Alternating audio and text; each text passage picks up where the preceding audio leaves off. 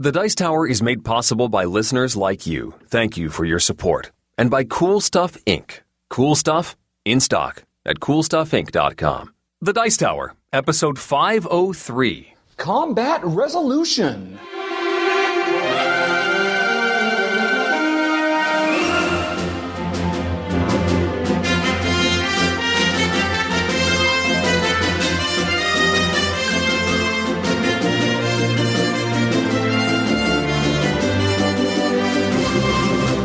Welcome to The Dice Tower, a podcast about board games and card games, and especially the people who play them. On today's show, I'm joined by Richard Rahdo Ham to discuss some of our recent game sessions. We present another tale of gaming, and Jeff discusses the future of narrative in games. Plus, your questions from the mailbag and our top 10 methods of conflict resolution. And now here's your host, the He-Man to my Thundar, Eric Summerer. Thank you very much, and as you can hear, things are a little bit different here at the Dice Tower. Welcome, I'm Eric Summerer, and you'll notice Tom is not here. We received word late today that Tom's mom is not doing well.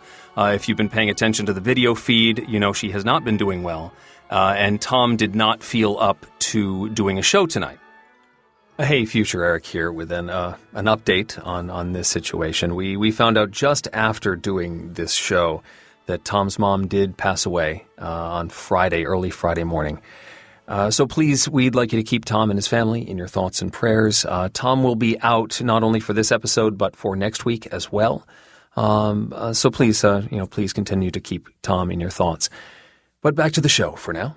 So we're going to try and soldier on without him. And I say we because I'm not alone. I'm here with probably the only guy who could step into Tom's shoes and have that amount of enthusiasm for the board gaming community, and that is Richard Ham. Richard, welcome. Thank you very much. I shall do my best. When you guys talked about a new format, you weren't kidding. No, we're just going to mess with everything right now. Yeah, definitely. So, Richard, I wanted to, very quickly, since we're supposed to get into the board games, that's what we do, but I do want to chat with you just a little bit, because you and I, we've hung out a little bit, but not a whole lot, and I wanted to run through a couple of basic questions with you, just so that we, and those of you who don't know you, can get to know you a little better. And the first thing is that you are known as Rahdo, as in Rahdo runs through it. Where does Rahdo come from? Rahdo is my Hobbit name, basically. Years and years and years ago, I was playing EverQuest pretty regularly, and my first character was a human cleric named Raham, R-A-H-A-M, because my last name is Ham, and my first name is Richard Allen, so it was not the most clever and original name. I hated that character, and when I re-rolled and made a little Hobbit version of the same, a lot of people in the game knew me as Raham, and so I figured, I should try and keep something consistent with that name, and so I changed to Rahdo, because since I was a halfling, Rahdo rhymes with Frodo. And excellent. My halfling name was born. Okay. Now, the other thing I know about you, and this is going to be almost everything I know about you, you live in Malta. Yes, I do. Where it is now 2 a.m. in the morning. Oh, my goodness. Thank you for staying up to talk with me today. What brought you to Malta?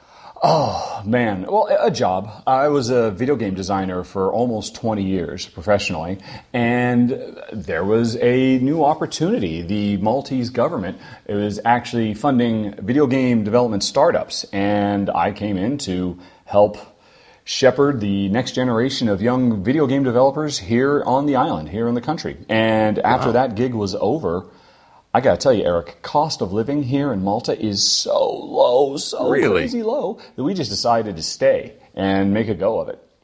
Nice. And that sounds awesome. I bet the views are terrific. Right out my window. Well, not at the moment. It's a little dark out. But dark. Yeah, it's absolutely wonderful. I mean, in my whole life, I would never have imagined being able to live on the ocean, and see the sea every morning when I get up. It's paradise on earth. Wow. And free healthcare. So gotta love that. Oh, nice. So what inspired you to run through it? Why not a stroll? Why not a pleasant walk? Actually, I'm just a fan of alliteration when it boils right down to it. I was originally just saying, hey, this is Richard Ham, and I'm going to walk through this thing, because that's what people called it at the time. Right. And when I decided to go professional and turn this into something other than me just filming games with my iPhone for fun, I had to come up with a title. And heck, there's a long thread on Board Game Geek where everybody was giving suggestions, and it was actually my wife's suggestion, because she was going for Rahdo Runs, Rahdo Roundup, Rahdo RRRR, and Run Through just seemed appropriate because if you've ever watched my show, you know I tend to talk about a mile a minute, nonstop, stream of consciousness. I am full speed running from the get-go. I'm actually going to try and calm that down a little bit, just play it a little bit more even keel, in part because my wife is asleep in the other room right now. Exactly. But, yeah, that's where it comes from. Well, that's why we're talking to you at 2 a.m., so that you're in a nice mellow mood. Indeed, yes, yeah. Taking it down to an 8 instead of my normal 11. So let's move on to the games. We have plenty to talk about. And Richard, why don't you go first? What's a good game that you've been playing lately? Okay, well, one that has been hitting my table lately as a solo game, interestingly enough, although my wife and I have played it cooperatively as a two-player game as well, is the Goonies Adventure Card Game. Ooh. And Eric, I think you're going to like this one. Yeah? Correct me if I'm wrong. You are a fan of The Pandemic.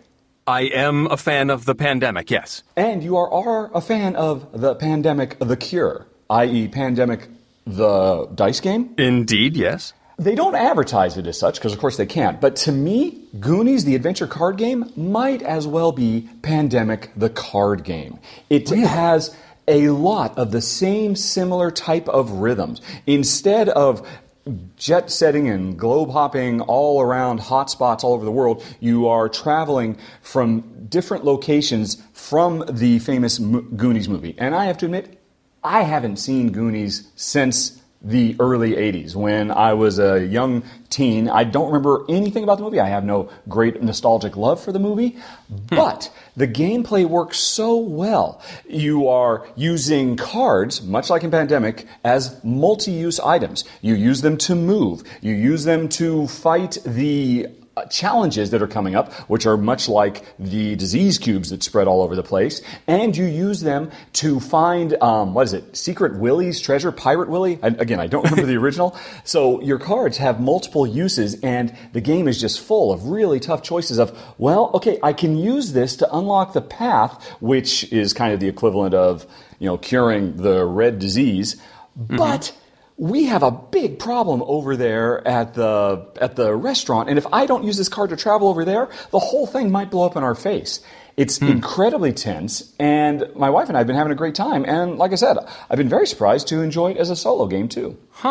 It's One-Eyed Willie, by the way, I just remembered. Thank you. Yes. So how many players does it play? You've been playing it solo and as a two-player, but what's the max? I believe it goes up to 4, and that's an interesting thing about the game as well. No matter how many people are playing the game, the group moves as one. The Goonies stick together.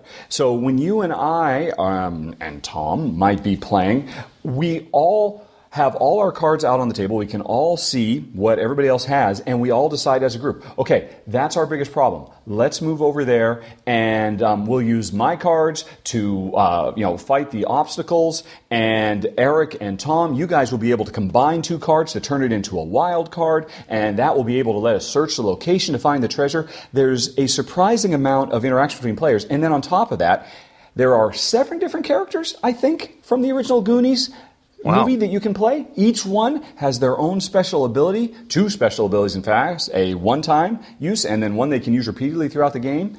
It's really sharp. If I have one complaint about it, is it doesn't come with an easy mode. The game just throws you into the deep end of the pool. It's very, very challenging, and the rules only talk about how to make it harder and harder and harder.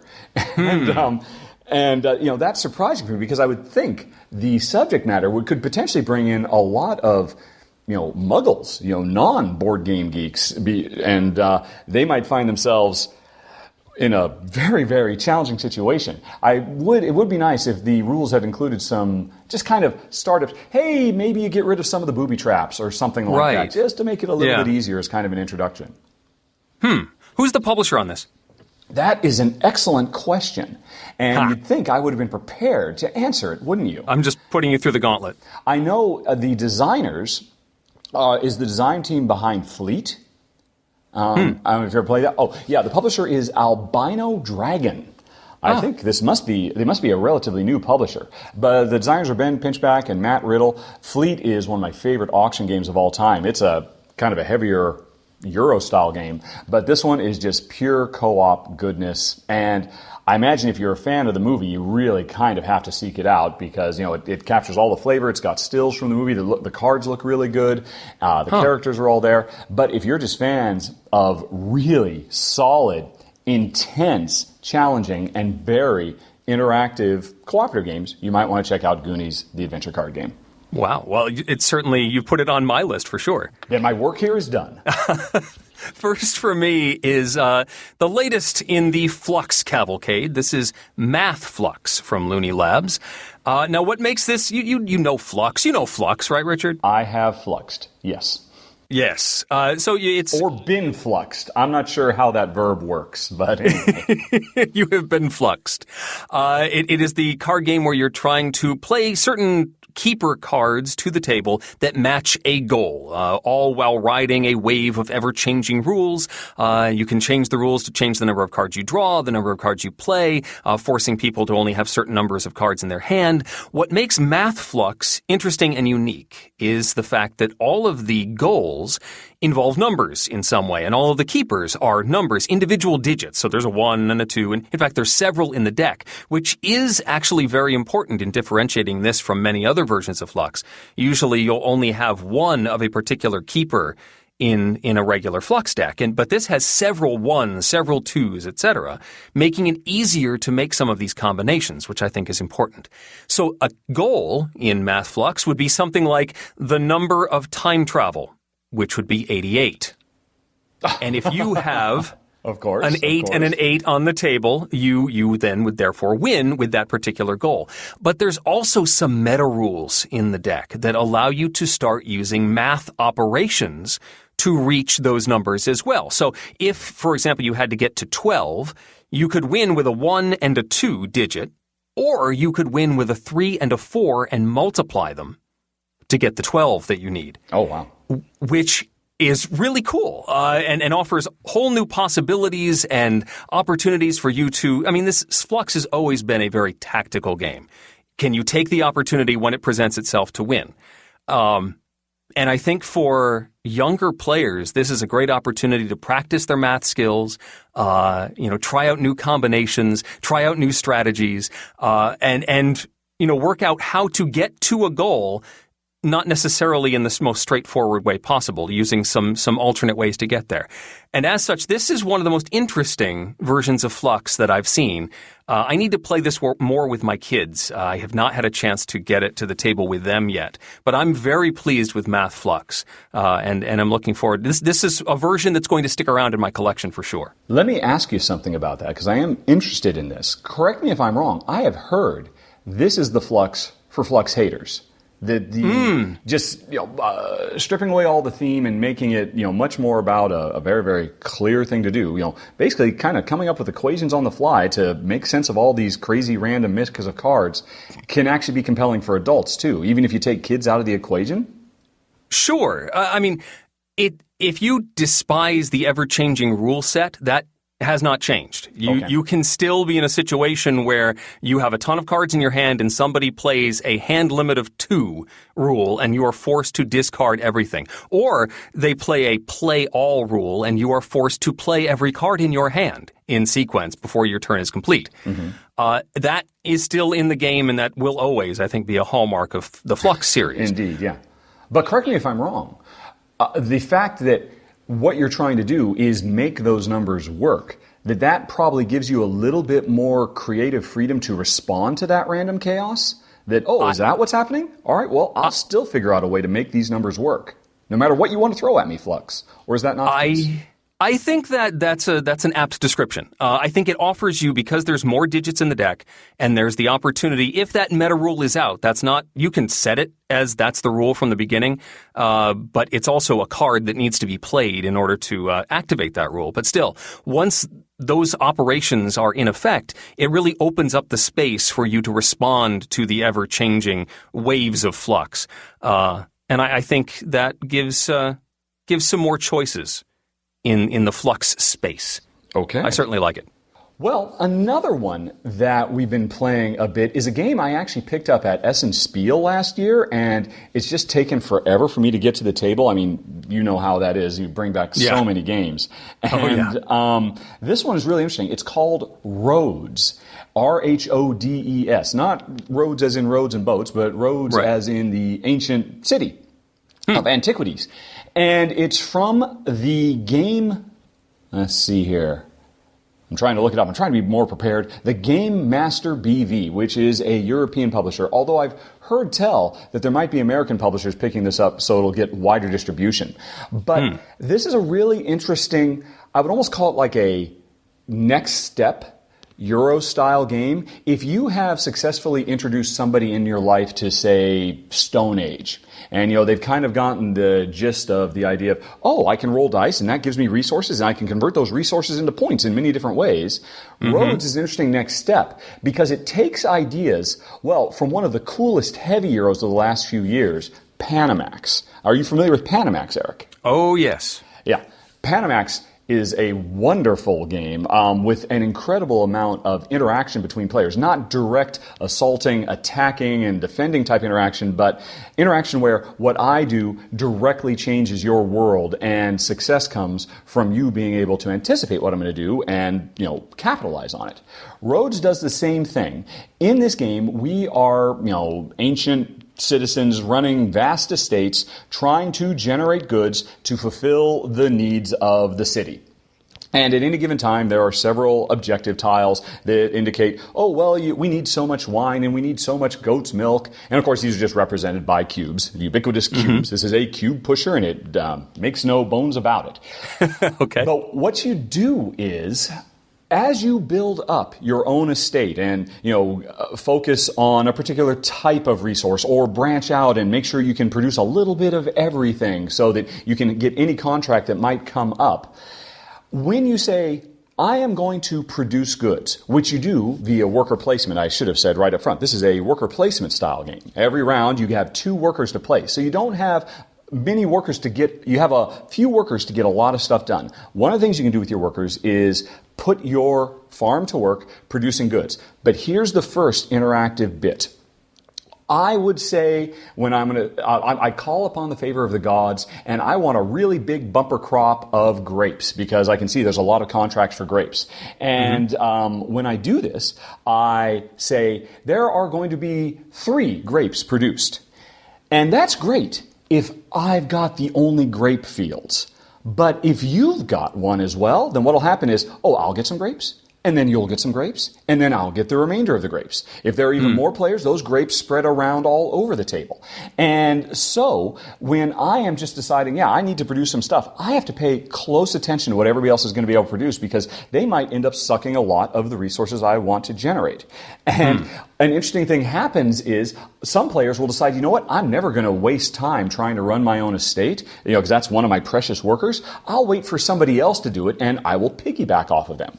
So that's the first level of interaction. But then the Panamax thing comes in because you take these cubes that you have produced, you put them on a boat, and that boat starts working its way up a canal, very much like Panamax. And this canal gets very crowded very quick because when I put my boat in with my cubes that I'm trying to ship off to Rhodes so it can fulfill the contracts in the city, that's going to push your boats even further up the canal. And Tom's boats and whoever else might have gotten there ahead of me. And then later on, you're going to produce some stuff and your boat will push mine up. And the interesting thing is, as my boats are pushing closer and closer towards Rhodes and getting closer and closer to my warehouse, I want to get all my stuff into my warehouse so I can complete these contracts. The closer they get, the cheaper it is for anybody to just buy them right off the boat. And so if I've got my shipment of grapes that I made early and it's been working its way up to my warehouse, but then you spot an opportunity to complete a contract that requires grapes, you can just pay me for those grapes. And, well, thank you very much. I appreciate the cash, but I wanted those grapes for myself. And so It's a really interesting game of timing and, again, anticipating what you're going to do and what your opponents are going to do, because everybody's competing for those contracts. You might have never created your own grape fields, and hey, I got a bumper crop. I've still got to get them to the city, and when they're just about to the city, you'll say, thanks for all the hard work, farmer. I'm going to buy those and finish the contract myself. Okay. Yeah. There's a lot going on, and I've just kind of scratched the surface. There's a very interesting turn order mechanism that's kind of reminiscent of Fresco, where players have to decide kind of how early they want to get their start. And so if you want to be first, you can actually pay to ensure you're first in the round. If you decide, that's okay, I'll go later in the round, then you can get a lot of extra bonus money that you need for all kinds of stuff. It's a really sharp game. I was worried about it going in because while I love the idea of Panamax, I love all this interaction, and this notion of boats pushing through a canal based on what other people do, and everybody potentially benefiting from it.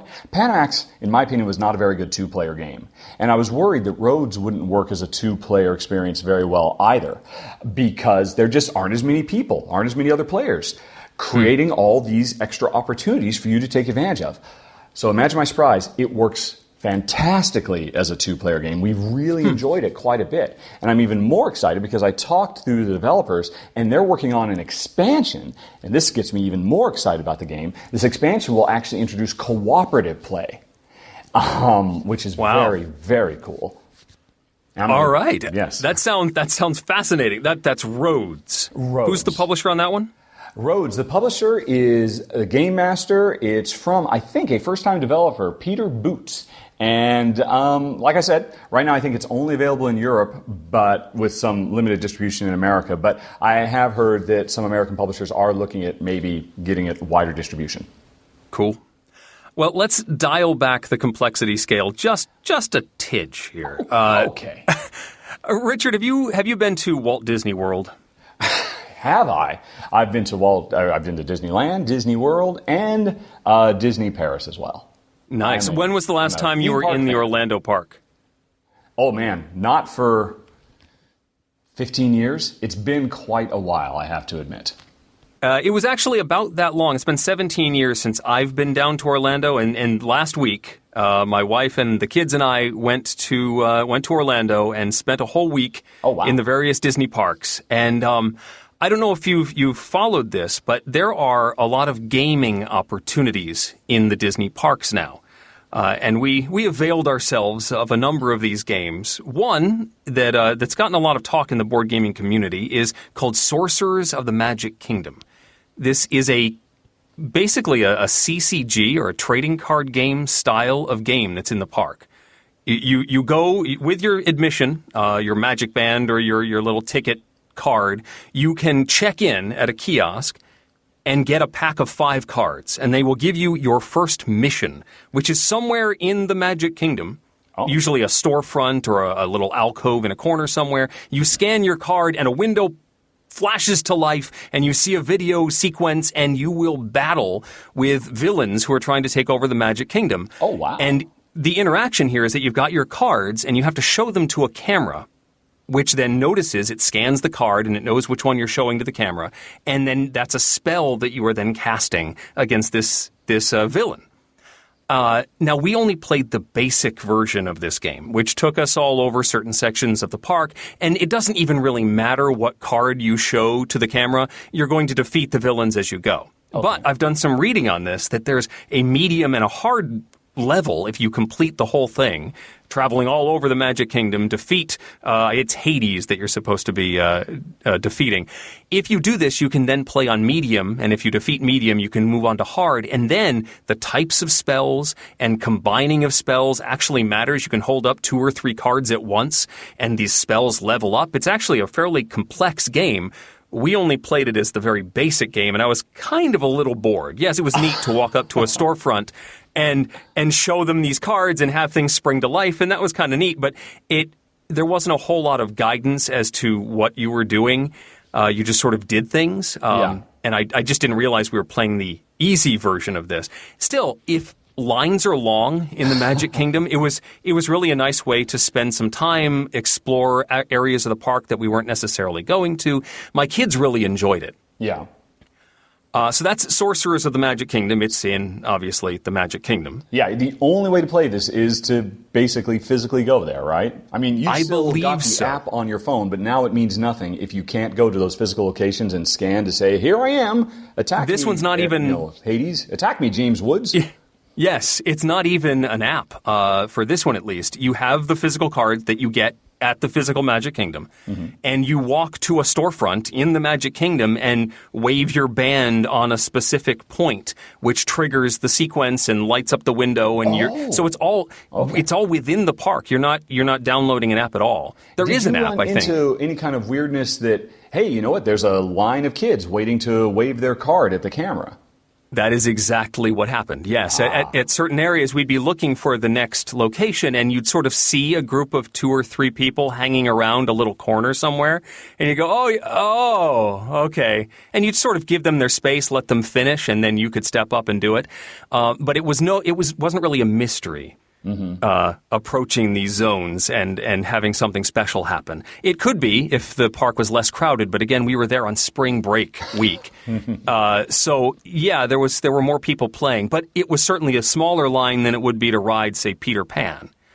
It was a nice, alternate activity. One I liked better is a new Pirates of the Caribbean treasure hunt style. It's called a Pirate's Adventure. It's also in the Magic Kingdom, near, obviously, Pirates of the Caribbean. You check in, you get a pirate treasure map, and you approach, instead of getting cards and stuff, you approach like pieces of the scenery. A skull, a treasure chest that's sort of in corners around this Adventureland area. And you walk up to it, you wave your card, wave your magic band, and things spring to life. Skulls start talking to you. People pop out from behind tiki heads. At one point, guys shot blowguns at us. Like, all sorts of special effects start happening, and you just triggered it by touching your magic band to a skull somewhere. And it leads you on a treasure chest all around the area, eventually finding some sort of treasure, and you can get a reward like a fast pass onto Pirates of the Caribbean. That was fun. And to have people standing there as you activate a piece of the scenery, and all of a sudden something comes to life and explosions and cannons start going off. It was really neat to trigger that sort of thing. Wow.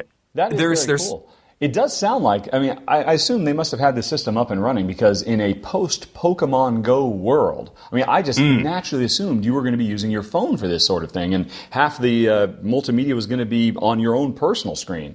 But it's all with just these physical cards they hand you right up front. Exactly. There is a third one, thank you for the segue, that's in Epcot that uses phones. And it used to be they'd actually hand you a phone that you then had to return, but now you can actually just go to a website on your device, but you still have to sign up. But this sends you around the World Showcase, the different, Germany and Norway and Canada and Japan, the different pavilions along the World Showcase. And you go on it's a Phineas and Ferb themed adventure.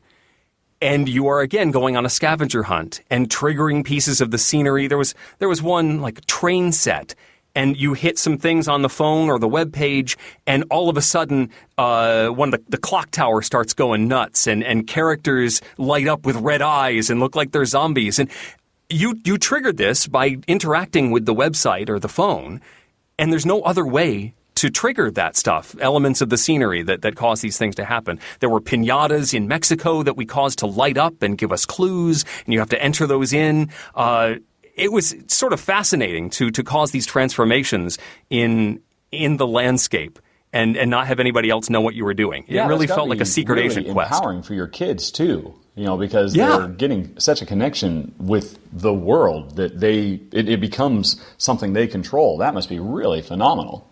It was a blast. So if you are planning a trip to Walt Disney World, seek these things out. Sorcerers of the Magic Kingdom, Agent P's Secret Mission, that's the Phineas and Ferb thing at Epcot, and a Pirate's Adventure. I liked them all. I think my favorite was the Pirates, just because it was so smooth, the way you interacted with the environment. At one point, a snake jumped out and spit at me. It actually squirted me with water. It was... this was really cool. And Sorcerers of the Magic Kingdom is the third one. Really enjoyed all 3 of these at Walt Disney World.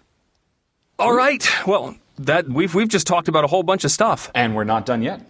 We're not done yet. It's time to visit our tales of gaming.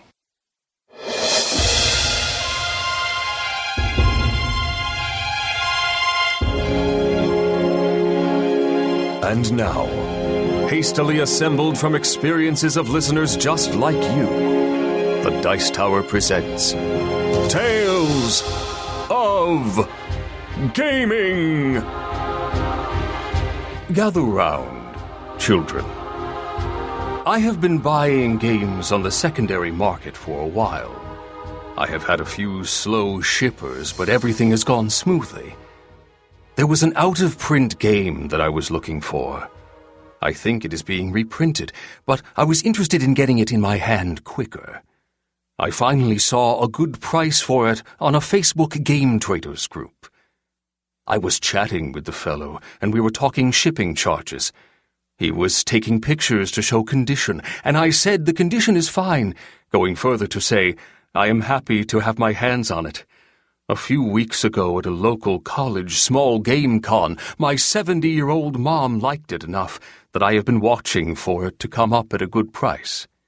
She understood the mechanics and enjoyed the play. It hit a good place for us all. I was astonished when he said, 50% discount if you're playing with your mom. I didn't get a chance to play with my mom. I said I am happy to send the whole price. It was fair in the current market. He then quickly sent the invoice for 50% off his asking price. After completing the transaction, I sent an additional 25% back to him, thanking him for his generosity, and that his mom did an excellent job and would be proud. He said it was the happiest, saddest trade he ever completed. The game community is indeed an amazing place. Huzzah! Wow. I love how they have to one-up each other as far as kindness goes. Here's this wonderful thing I'm going to do for you. Oh, no, I'm going to do this for you. That's fantastic. That's such a great story. Yeah, definitely. And, of course, the mention that it's the happiest, saddest trade, it's also the happiest, saddest tale of gaming because of the overlap with Tom's current situation. Absolutely. Yes. Yeah, but yeah, that's a beautiful story. Did you ever get to play?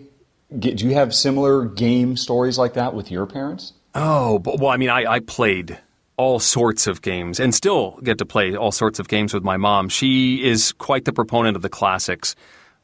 She's running a game club up in Maine at the library, and she keeps getting complaints. She tried to play Bonanza with them.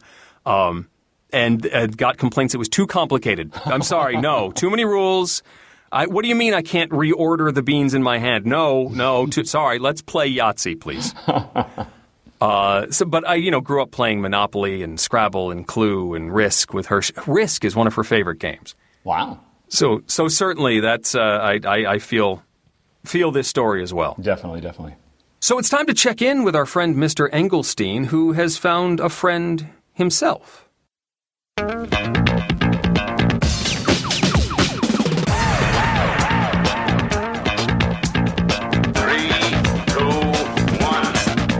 go.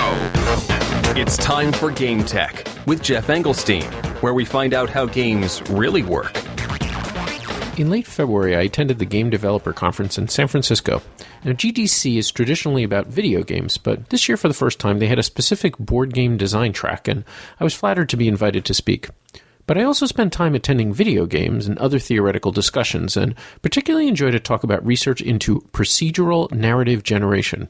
Now, the idea of procedural narrative generation is to create an overall AI in a game that can create stories for the players on the fly in response to their actions, or manage story arcs as players try different actions which perhaps weren't anticipated. And think of it as sort of a computerized GM that creates narrative without straitjacketing the players onto a specific track. I reached out to the presenter, Professor Rogelio Cardona Rivera, a researcher in North Carolina State, and he graciously agreed to an interview. I asked him where procedural narrative generation has the potential to create a new type of narrative structure in a game beyond scripted narrative or sandbox games. I referenced that during the GDC talk, this idea of what Jesper Juhl calls, games of progression versus games of emergence. And games of progression is what we have today. Games where you have a pre-scripted narrative arc that is tailored by a designer. And in essence, when you're going through this interactive narrative, you're progressing through pre-specified checkpoints, hence the name, games of progression. And the other, which is games of emergence, where you engage with story-like things, but you essentially narrativize your interaction. So the story comes out from your interaction, and you kind of construct it after the fact. So after you're done with gameplay, you can reflect and say, wow, that was an amazing experience.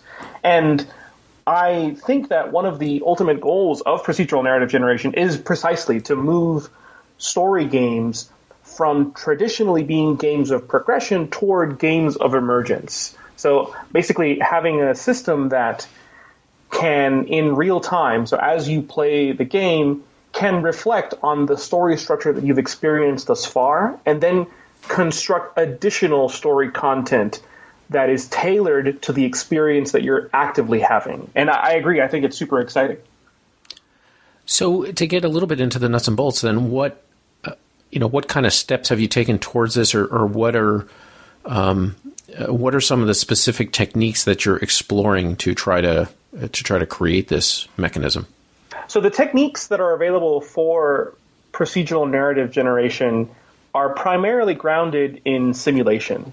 So there's this idea of an AI agent being able to construct from bare bones, like raw materials, the narrative plot, as it were. So the sequence of events that transform some initial state of some world to some target goal state. And in fact, Ken Levine, who is known for his work on the BioShock series and also known for Thief and System Shock, he, at GDC, presented a talk a while back on his idea of narrative Legos. So like atomic units of story plot that could be combined. And if you think about it, so I really like that metaphor because a narrative Lego, if you've ever played with Legos, you can build many different kinds of structures with the same set of Legos.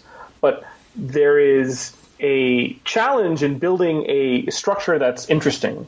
And so that's kind of the same challenge that these AI systems face. So the technique that I'm talking about that's based in simulation is, one of the main challenges is being able to construct from these more atomic units of plot interesting story structure.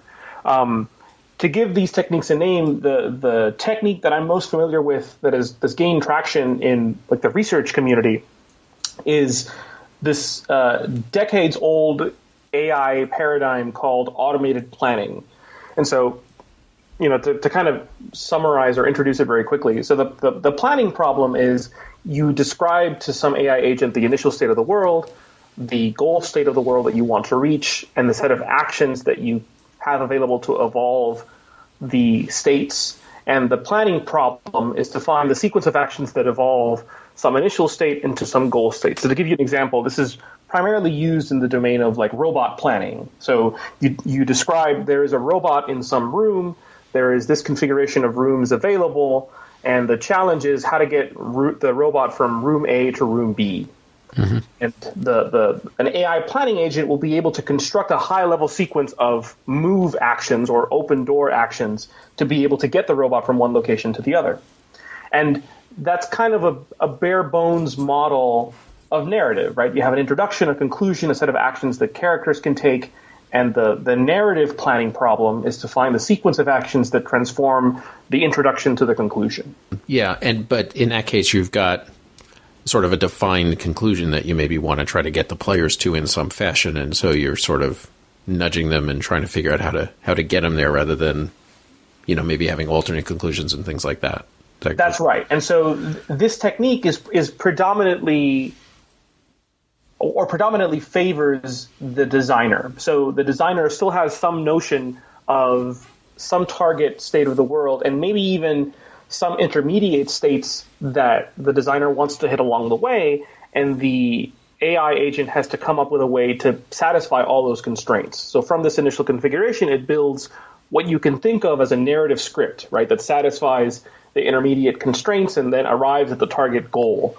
And then the task is, okay, well, given that we have this script for the player, how can we get the player on track? And how can we guide the player or nudge the player toward these states that it has as an assumption are narratively good because they're given as input by the designer?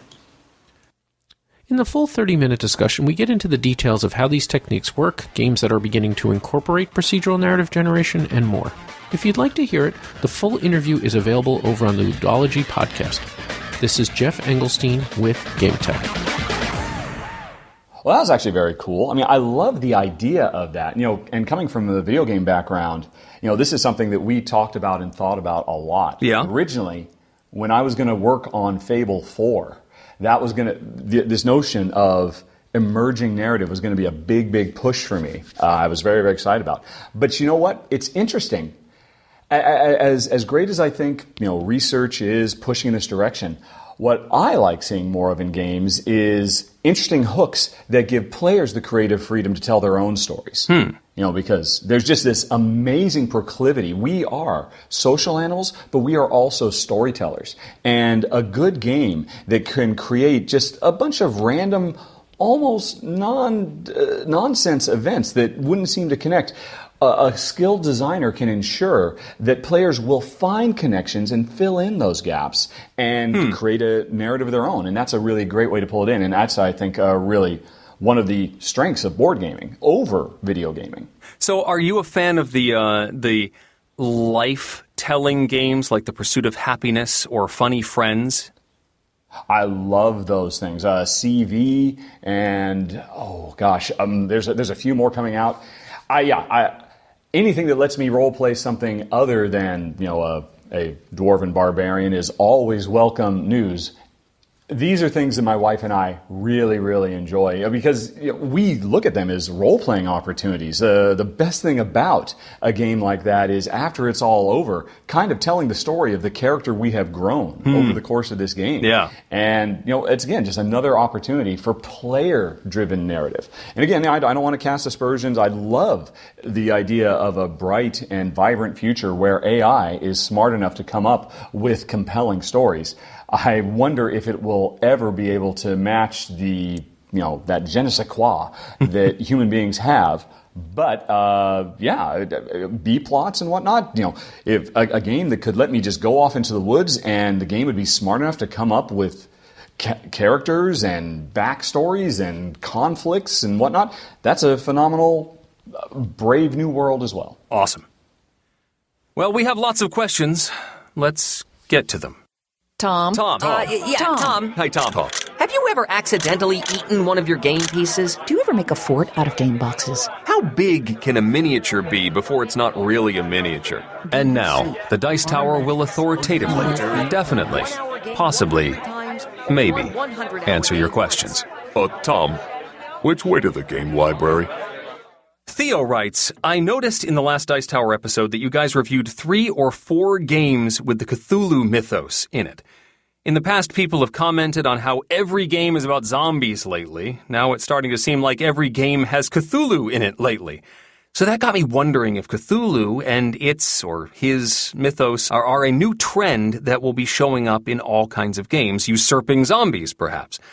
Zombies were originally a device for commenting on the rampant consumerism of the 70s, 80s, and 90s. I know that a lot of millennials and people in general feel like we live chaotic times or live in chaotic times that are hard to fully fathom and that they have little control or say over. Could Cthulhu be the manifestation of this gestalt feeling, the way zombies were the manifestation of the last? Either way, I like both genres, so it's all good. Well, that's good. I certainly like them both, too. It's an interesting question. And I'd like to say that's the case, but I don't know that the circumstances that have brought so much Cthulhu into our cardboard worlds kind of mirror what George Romero was doing. Yes, it's certainly true.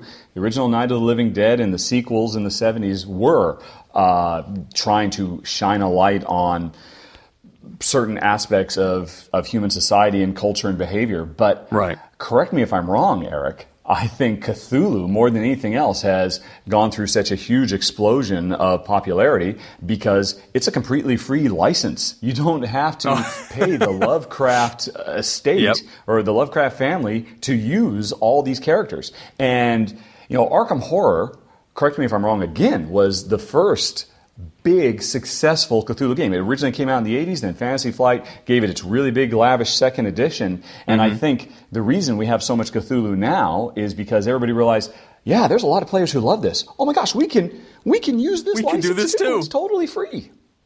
Perhaps, yeah. I mean, that's certainly an economic aspect to the whole thing. I also don't think zombies have gone away. The allegory has sort of shifted with zombies. Now our zombie tales are a lot more about mistrust amongst the humans, and they become sort of paranoia tales in addition to being horror of consumerism. That whole thing has shifted as well. I don't think that the zombies have gone away yet. We're still fighting them. And I'm happy for it. Bring them on, I say. All right, Mark writes, my wife and I are relatively new to board gaming, approximately 5 years since discovering Catan, and now we've moved into Euros. And our son has recently gotten very interested in dinosaurs. We want to introduce him to board gaming early, and obviously a good theme will help him get hooked. I was wondering if the team had any recommendations for any dinosaur-themed games for kids. And I will throw to you as a proud papa. Well, let's see. The one that came to mind right off the bat is called Jurassic Attack. This is a two-player game, a card game. I talked about it a few episodes back. It's sort of a blind... Not really blind bidding. You play a card face down and then flip them up, and they interact in different ways, and you're trying to beat the other player, but you both have identical decks, so you know that they have a male and female T-Rex in their deck somewhere, and you want to try and draw them out when it's least beneficial for them to do so, and then you're trying to just barely beat them in different ways. You can get the compies, the little tiny dinosaurs, to work together and team up to maybe win a hand when they wouldn't ordinarily do so. You're trying to capture dinosaur eggs. I liked that one. That's probably one. Mark didn't say how old his son is. So indeed, yeah. There are a wide variety of dinosaur-based games. Most of them skew older. One I can think of, I believe there is a dinosaur-themed timeline game, which is the series of card games where the challenge is to, when you draw a new card, try to figure out where it exists in history. Oh yeah, these dinosaurs existed millions of years before these dinosaurs, but who came first, this one or this one? And so if your son, Mark, is really into dinosaurs right now, heck, this might be a game that maybe he'll even do better than you at. One more that I just thought of that is definitely a kid's game is called Dino Race, and Ares Games published this one. And it's sort of a race game. Well, yes, because of the title. But you've got different terrains, and you've got a pair of dinosaurs. You're trying to sort of leapfrog them along and stay ahead of a volcano that is erupting. That will gradually move forward and burn your dino's toes if you don't move fast enough. My son enjoyed this one when we played it at Dice Tower Con last summer. And if your son is a little younger, this one might be a good one to look for as well. Okay. Johnny, in England, says one of the categories of games often talked about is... Wait. If Johnny's from England, you need to do this in a British accent. I don't want to... No, I don't know if I need to do that. Do I? Oh, all right, fine.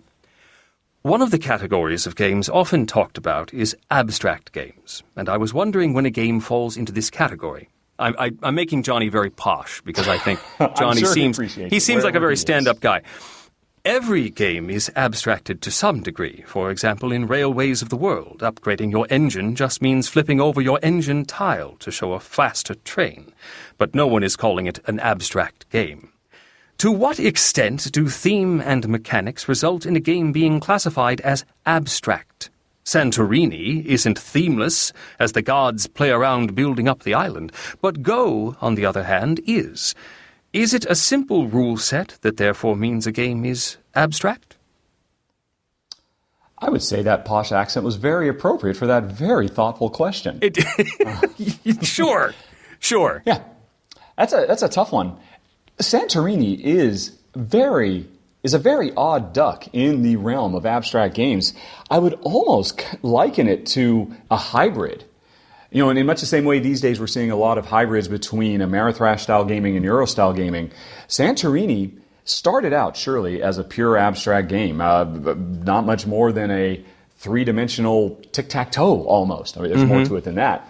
But, as Johnny says, the addition of those gods that give you special powers, and the important thing is, those special powers thematically make sense. You know, if you're playing the god Apollo, or if you're playing, the satyr, or what have you, the objectives they give you, the special abilities they give you, just kind of grow out of that character, and suddenly theme works its way in a way that you don't find in Go. I've found. Yeah, it's a sliding scale, obviously. As Johnny said, every game is abstracted in some way because you're not physically doing the thing that you're playing a game about. But I'm having trouble finding an actual definition here, because obviously Go is an abstract. Chess is an abstract. I think often color palette comes into play here.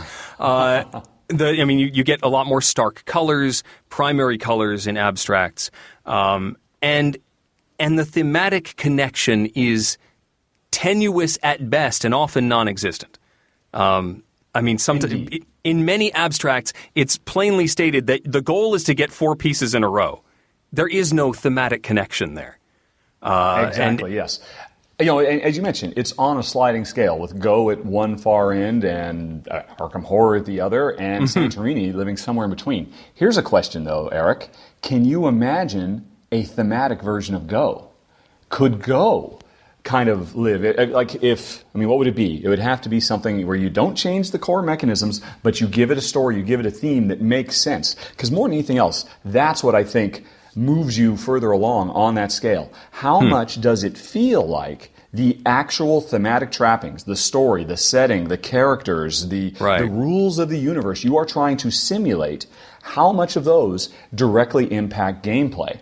So if Go were a game about spaceships warping in onto a battlefield, you called it, warp battle or something like that. Because, of course, in Go, a piece can appear anywhere, and they're all fighting over a nebula by trying to surround each other and blow each other up. And create some sort of laser gate. Be an abstract game. Or because if you were using cool little spaceship minis and a cool nebula board, does it start stretching out if there are thematic justifications for the gameplay mechanisms? Perhaps. Although, you can often dial it back again. If you can scale it back so that things don't actually have a thematic connection anymore, if you can strip that theme away, then it still becomes an abstract. You would have to add layers of rules that make it about spaceships and make it unique to spaceships to get away from the abstract designation, I think. Well, yeah, if you didn't, then you would basically get the charge levied at the game. Hey, this is clearly an abstract, and they tried to paint a theme on top of it. Yeah. Johnny nailed it himself, though. His own example of upgrading an engine means flipping over a card. Yes, that is abstracted because we're not actually taking a wrench and going and building an engine physically. But it's not abstract because the card clearly represents a real physical simulation. And that's why it's not abstract anymore. In a comparable abstract game, flipping a cube on its side so that it can fit into a slot so they can line up 4 in a row doesn't represent anything. It's implicitly abstract. Yes. All right.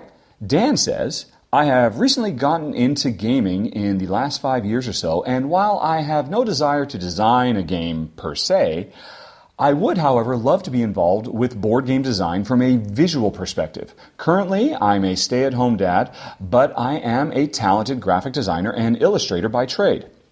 My question is, now that my kids are growing up a bit and entering school age, what advice do you give creative professionals interested in entering the board game design medium? Is it common for one person to handle box art, board design, card design, or is this typically a team effort? Yes. Yes! I think it all depends on the size of the company, right? Small operations, say Red Raven Games, you've got one person doing all of that. And then as the groups get bigger, as the companies get bigger, they're either hiring out for those aspects that they are unable to do themselves, or they have a large enough staff to be able to handle all of the different aspects with individual specialists. I think if you're looking to get into this aspect, and I can't speak to this directly because other than this podcast, I don't work in the industry. But the Board Game Design Forum, which is, I believe, bgdf.com,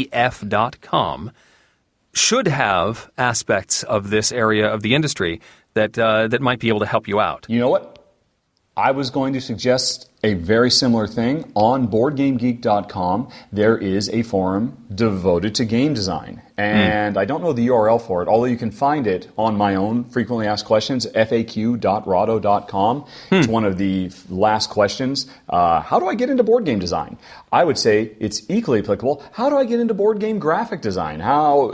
Go to one of these forums. You will find lots of young, plucky startups who have a dream, have an idea, and chances are have a really ugly prototype.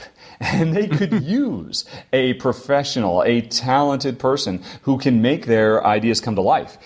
If you start doing some pro bono work like that, that could translate into actually real concrete work as you build up a CV that it probably doesn't match the CV he has right now, but shows, look, I took this piece of graph paper and these squares and circles and turned it into something that might show up on a shelf somewhere.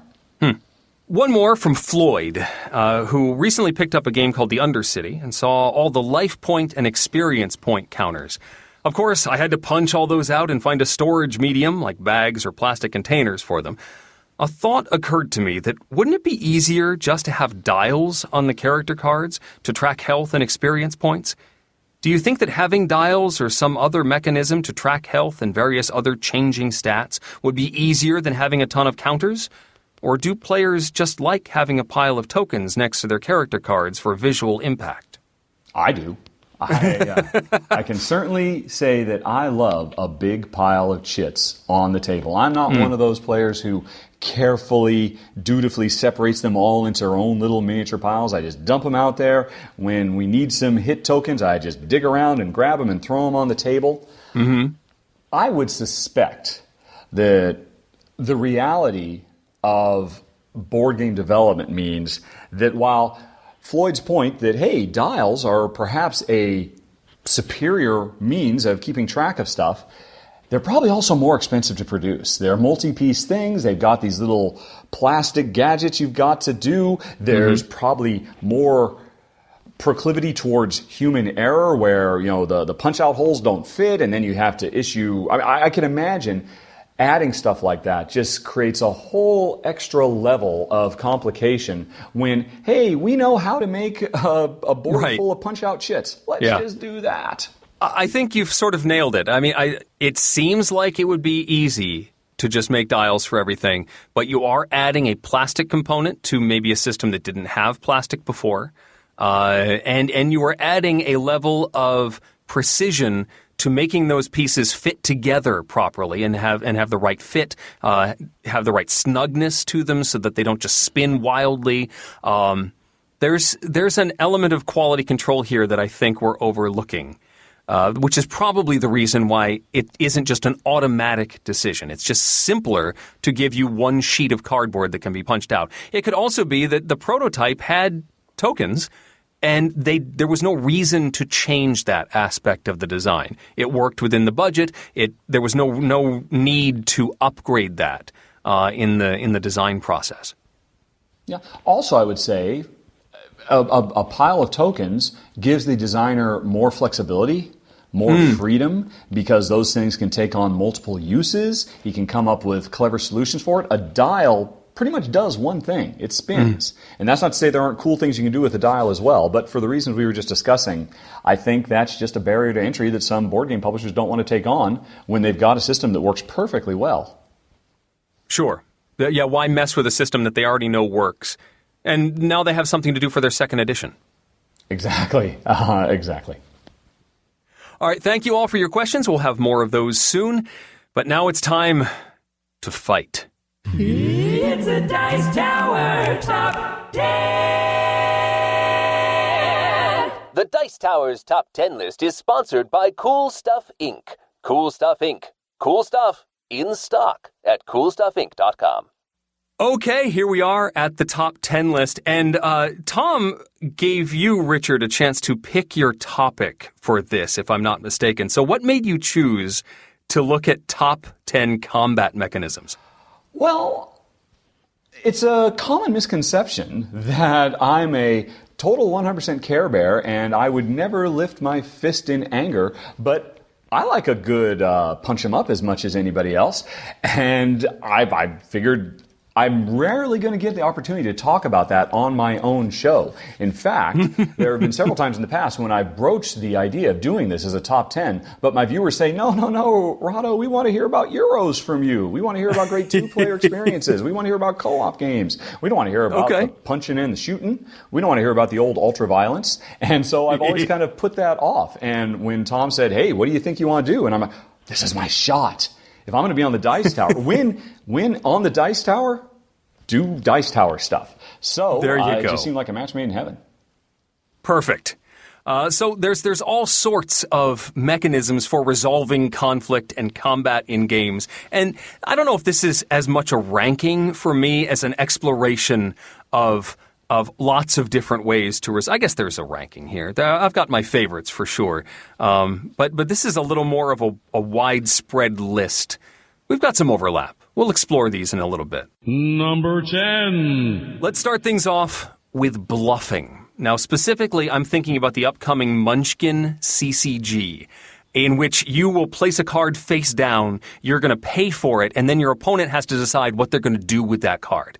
Do I spend resources to battle against it? Do I let it through and just let it possibly hurt me? Do I think you're bluffing? And then you flip over the cards and resolve the interactions between those two things. I like the playing of the other player that provides. And so bluffing is my number 10. That's very interesting. So you're saying it's a 1-2 process. It's not that we both have our own thing we've chosen in secret and we're trying to, one person says, here's what I got. The other person has to figure it out. That is very unique and different. Yeah. Cool. Well, my number 10 is actually coming up a little bit later on somebody else's list. So I will kind of walk a tightrope to get there. Interesting. Now, with Mr. Vassal not here, he left his list for us. So we're going to talk briefly about his selections as well. And Tom's number 10, he wrote buckets of dice, and that exists in lots of games. We're going to talk about those buckets in just a moment. Number 9. Like right now, because my number 9 is simple dice rolling, and I'm thinking specifically of Risk here. And it's not just, I actually don't like the roll one die and the other guy rolls one die and the higher number wins. No. But with Risk, you're deciding how many guys you're going to risk in any particular battle, and the defender's deciding how many they're going to risk in any particular battle, and then you're rolling. So your odds change based on how many you have combating in any given moment.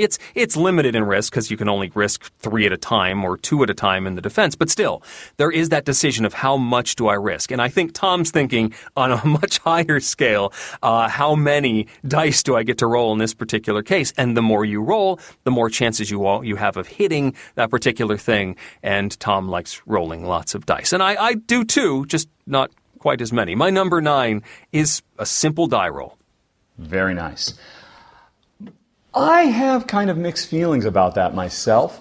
The whole notion of roll and resolve is kind of almost my least exciting use of dice.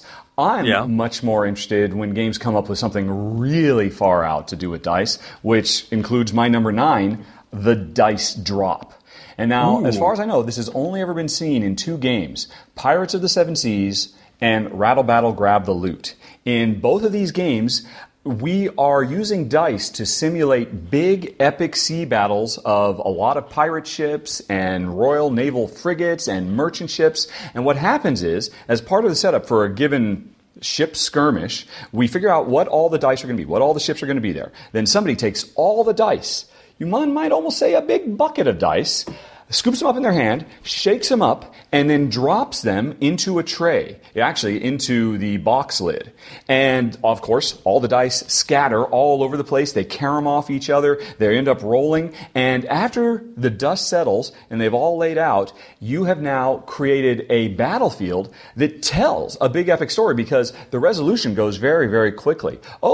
These two ships are really close together, and this one has a 6 and this one has a 4. Bye-bye, number 4. You got blown up. And the number 6 took out that number 5. But then the number 6 finds another number 6, and there's mutually assured destruction. So the resolution is over very quickly, but that tactile fun factor of just dropping a ton of dice, not unlike Tom's component drops in most of his review videos, is really, really cool. Now, Pirates of the Seven Seas is the simple version of it, where you just drop the dice and then you do a quick resolution, because half the game is this whole other thing with card play and all that. Rattle Battle Grab the Loot is the deeper, richer game that after all the dice are dropped, ships, they might actually have special powers and they can move around and they can chase each other, and they've got equipments and upgrades. They're both pretty cool. I enjoy both of them quite a bit, and that's why it's my number 9, the dice drop.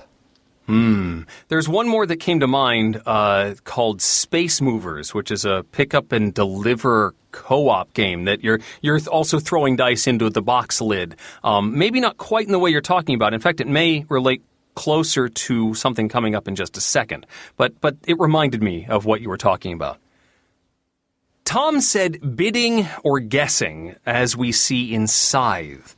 I'm trying to remember the exact combat mechanisms of Scythe. As I recall, not having played Scythe myself, it is the notion where your mech and my mech are going to fight. And interestingly, the game comes with some dials, if I recall correctly. Stonemaier Games was ready to go the extra mile and make a more expensive component. And each player in secret chooses a battle value, but then they can also assign a card to that. So yes.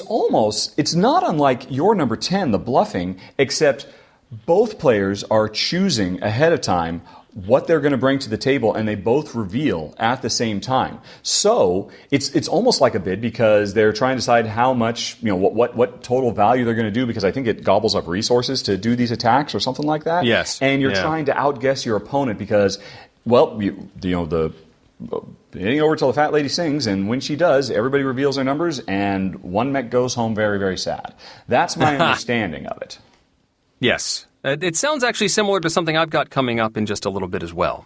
All right, then. Number 8. My number 8 was your number 10, Richard. That's Dexterity.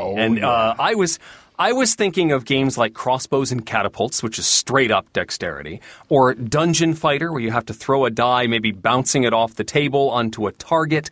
And this would also apply to that Space Movers game, where you're tossing a die onto the board, and based on where it ends up, it could add a bonus or a detriment to the value of the die, success or failure in a particular action. I like doing something a little bit off to resolve a particular conflict, and Dexterity is certainly a little bit off. What games were you thinking of, Richard? Well, I'm thinking the same thing, but what I'm most excited by is introducing a Dexterity element into what might otherwise be a fairly big, heavy, complex game. I'm thinking of Carnival Zombie. I don't know if you ever played this, Eric. I haven't, but I've heard about the stacking element. It's a cooperative zombie hordes attacking, and we all work together to try to fight them off. Combat game.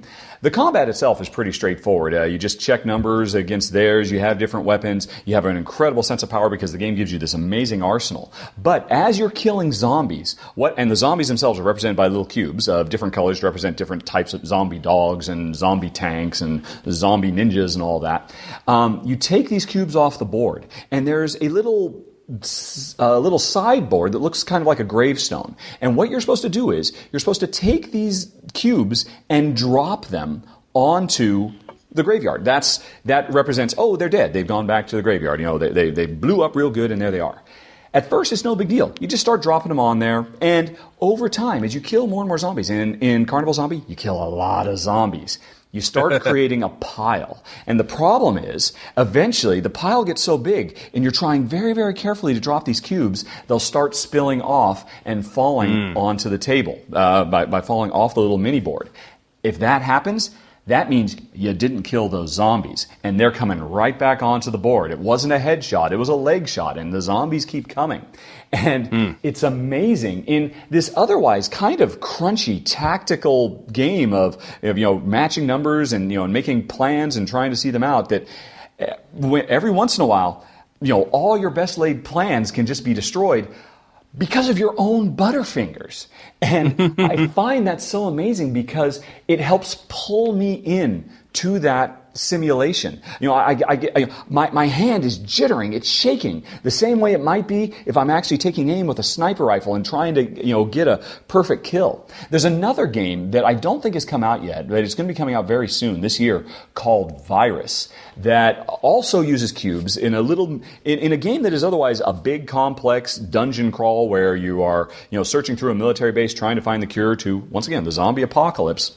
When you attack these roving monsters, the more resources you spend, that gives you a bunch of cubes. And what you do is you take those cubes and you toss them in a little mini dexterity game onto a board with a whole bunch of bullseyes. And the more resources you spend, the more ammo you spend, the more cubes you get to toss onto this thing, so the higher likelihood that you'll actually get a hit. And again, it's just kind of this little thing. It resolves very, very quickly. It's very simple, but it does so much to pull you into that simulation and give you that same sense of tension in a way that just rolling a die or flipping a card I don't think can do, because it's your own skill that comes into play. It's very, very cool. So that was my number 8. How about your number 8, Richard? For number 8, I am a big, big fan of a game mechanism in Space Cadets away missions from Stronghold Games. This is interesting for me. It's because this is a game that has a lot of roll to resolve. You are fighting a lot of Martians, and you are rolling a lot of dice to hit them with flamethrowers and ray guns and all kinds of stuff. And you have to roll well. I think they're D10s if I recall correctly. You have to roll well to be able to kill them. But the interesting thing is, you use a big gun, you get to roll a lot of dice. You only need one success, and you'll get the kill. What happens is, if you get multiple successes, every additional success past your first one is an overkill. And if you look at your character ability, you have certain overkill actions you can trigger when you spend these overkills, these extra successes. If you look at your gun, you've got certain overkill things. You are a character awash with overkills. So, it's interesting. Getting the hit, shooting the gun and rolling the dice, that's almost beside the point. You roll in a dice, chances are you're going to get the hit. The real question is, how many additional hits, how many overkills do you get, and how are you going to spend them? And it becomes a very interesting tactical game of trying to decide, I've got an overkill. That means if I'm the medic, I can get some heals in addition to this fighting. Or I can pump up that flamethrower and kill 2 additional guys in the room. So how do I use these overkills? It's a game where you roll to resolve, but it's less about success or failure and more about success or more success. And it's very, very satisfying. I think it's very clever from Space Cadet away missions, the overkill system. For Tom's number 8, he said the D20 system, as used in Warlord, which is a game I'm not familiar with. How about you, Richard? I was not, but before we started filming, I went to the Dice Tower website where you can look up any game that has ever been covered by the Dice Tower, and I found Tom did a video for it many years ago. Research. And so I watched it really quick at double speed, and my understanding is this is an old CCG from Alderac Games, AEG. They published it back in the early 2000s, and it's basically a Magic the Gathering style game where you have a deck of cards and you're playing them and you're doing battle with another player. And you tap your cards to attack, although you're not supposed to call it that because, of course, there's trademark issues there. Sure. And you're trying to beat your opponent's stuff. And On the surface, it looks like a lot of the other games of that era, those CCG games. The thing it adds is the D20. That when I tap to attack, I am not guaranteed to kill your whatever the thing is I'm trying to kill. I got to roll a D20 and add that to my character's strength. And watching Tom talk about it, he freely admitted, he in his video said, I'm not quite sure why I like this, but man, I like it. And I can only assume, reading between the lines, that means he just finds what can be kind of a dry tactical exercise in something like Magic the Gathering. He just needs that little extra zhuzh, that just little extra zazz that pushes it over the top. And that's why he likes a Magic the Gathering style game called Warlord, because it has you rolling a D20 quite a bit. Okay. Number 7. My number 7, I wrote down as modified dice. And specifically, I'm thinking about the Pathfinder Adventure Card Game and probably tons of role-playing games where you have a stat that you need to roll against, and you have a stat that you're rolling with, and you can add elements, you can add extra points to those rolls by playing weapon cards, playing sort of expending resources before you roll or even after you roll to modify that die that you will then roll and see if you succeed. Personally, I prefer being able to save myself with some of these cards after I roll. Like if I really screw up, if I spend enough resources, I can still sort of save the day. But many games don't allow you to do that. You have this sort of risk versus reward. How many resources do I want to throw in, hopefully ensuring that I succeed? It's a little bit of a push your luck aspect, but I like being able to modify the die roll, maybe spend some resources for something that's really important that I know I want to get done, and maybe even push it over the edge after the roll. The modified dice are my number 7. That's a good call, and you can't get much better than Pathfinder Adventure Card Games. And talk about rolling a bucket of dice. That game gets crazy as you get higher levels and you're rolling more and more dice for all the weapons and upgrades you've got. Sure. So I'm curious, you bring up a really interesting design decision that has to be made when you're making a game where you can modify the outcome of your dice. Mm-hmm. Do players have to commit before or after the roll? And you're right, 9 times out of 10 it's before. Pathfinder is interesting in that some of those abilities let you do it after. Do you find that superior? Do you enjoy that more? Do you wish more designers used that approach? I think it's more of a psychological thing that I don't like it when my avenues have been exhausted. Like, I'm happy expending resources before the roll, but if things don't work out, I want that last-ditch save. I don't want it to all be over when the die gets rolled. I want to be able to go, oh, okay, we're almost there. If only we throw out this talisman, that gives us the +1 we need to make it. And that feels more visceral and heroic to me, rather than everything having to be front-loaded before we roll the dice. And then if you fail, it's just like, oh, okay, that's it. That's the end of the road.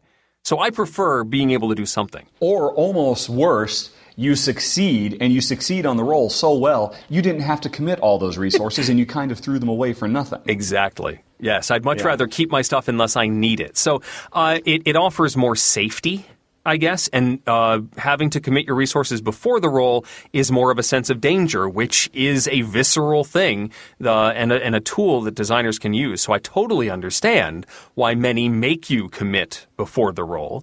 I just would like to keep my stuff, that's all. Well, I'm right there with you. More power to you. Come on, designers. Give us more opportunities to spend our resources after the roll. Exactly. So it's more of a long-term strategic choice instead of a short-term tactical high-pressure fear factor. But anyway, moving on to my number 7, I put down disc flicking. And I'm talking about what you see in Catacombs or Rampage, or I haven't actually played it, but there's that Old West disc flicking game. Flick 'em up. Flick 'em up, yes.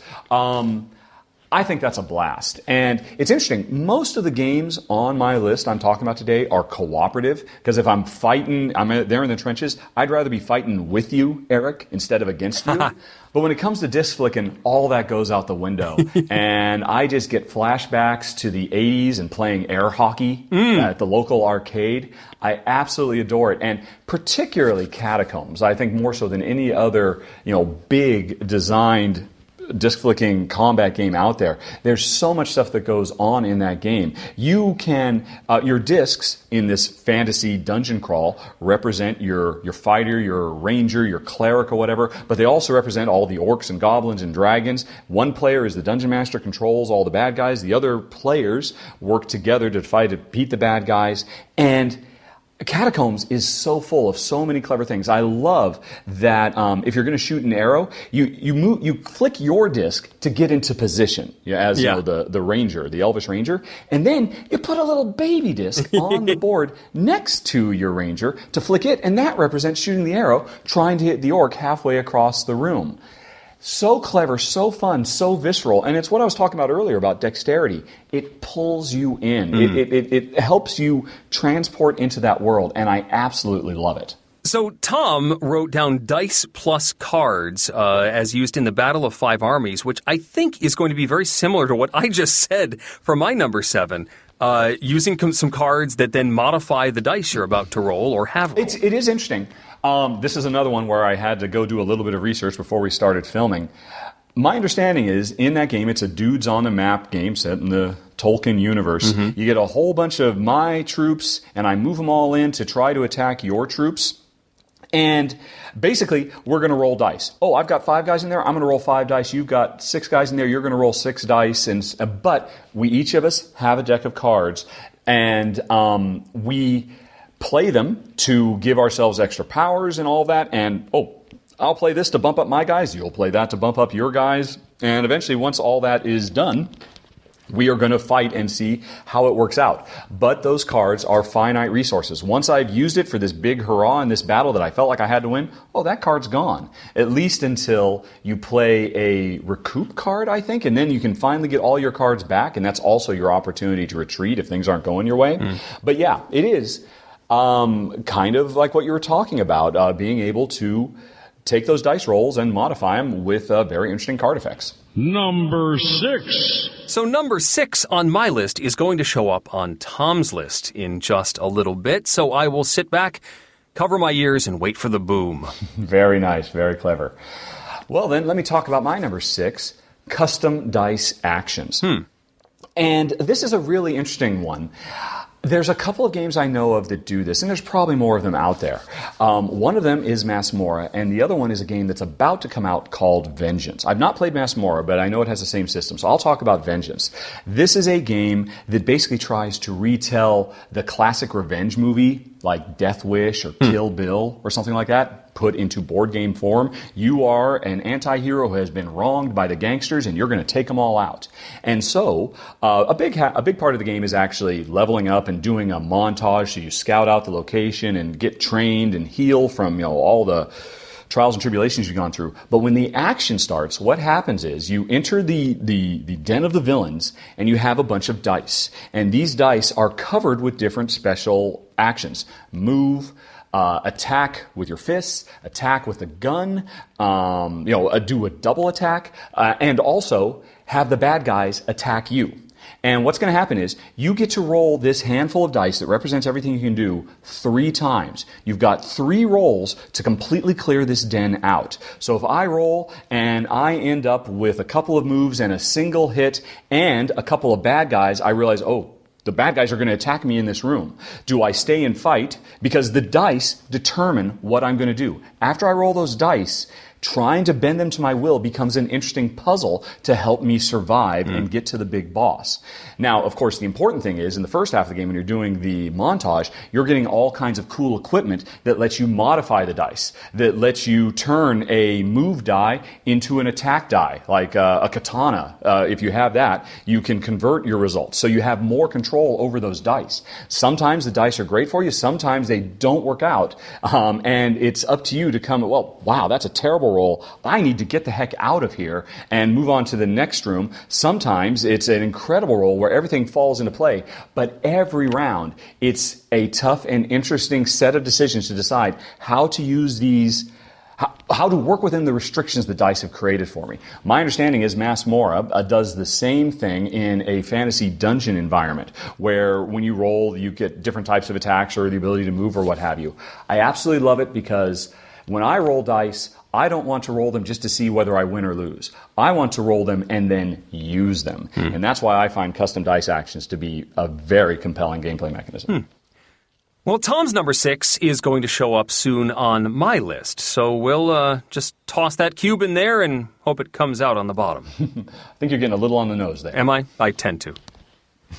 Number 5. My number 5 is going to show up on Tom's list very soon as well, so I don't really have a good pun for this one. I will hold these cards back for later. Nice. I'm surprised how much overlap there is on this list. I really didn't expect it at all. Yeah, it also depends on how we define. I think there's more overlap than it seems because we all have defined some of these mechanisms a little bit differently, but certainly the games are crossing over a lot. Indeed, yes. Well, my number 5 is unique to me, although, like you said, you've mentioned it in passing in some of yours, and that is Push Your Luck. But push your luck in a very specific way that you can find in Legends of Andor, A Feast for Odin, and kind of sort of in XCOM as well. Okay. This is a game where these are all games where you have to roll the dice to see if you succeed or fail in hitting the bad guy and determine how much damage you do and all that. But here's the thing.